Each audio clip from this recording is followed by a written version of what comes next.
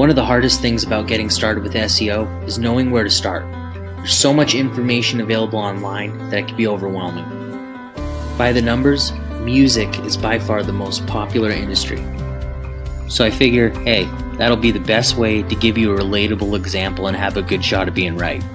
So let's say that you're meeting someone for the first time, and after a couple minutes, you find out that they're a musician. The next question you ask is probably going to be, what type of music do you play?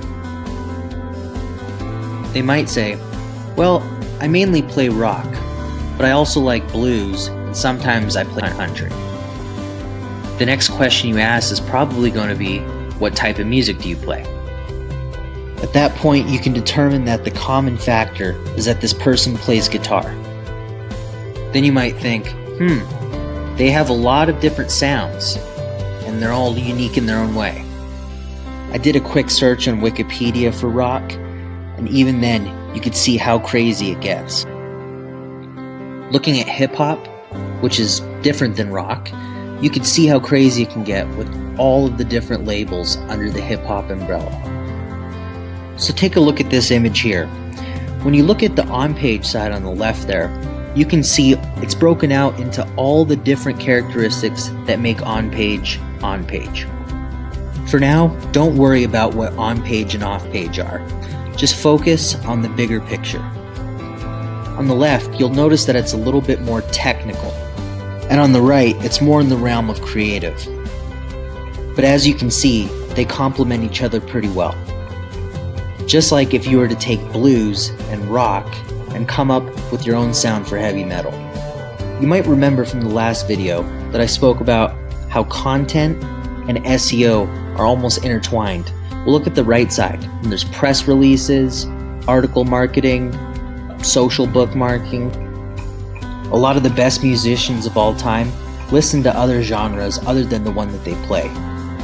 Since they've been doing it for so long, they have a way of looking at music different than the average listener. They can take things like timing, cadence, rhythm, and certain melodies and apply it to their own art. They can take things like timing, cadence, rhythm, and certain melodies and apply it to their own art. But don't worry, even people that have been in the industry for a very long time still haven't mastered all the different facets of SEO. So over time, you start to develop your own unique style, and you know where your strengths and your weaknesses are. And by trying a little bit of each, you'll see where you want to focus first. In a later video, I'll break down each discipline of SEO. For now, just think of the concepts that I told you and the patterns and how they relate to each other. Imagine yourself as a blues player and you're having to learn country. So it's always motivating to keep top of mind that once you master one discipline, the rest become easier. So when you start to think about getting started, keep in mind that you're going to work on one area. So what's your favorite type of music? Let me know in the comments below. And if you can, think of an example about how this relates to your favorite music.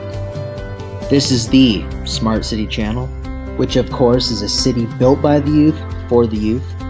We're taking back our future one talent at a time and one building at a time.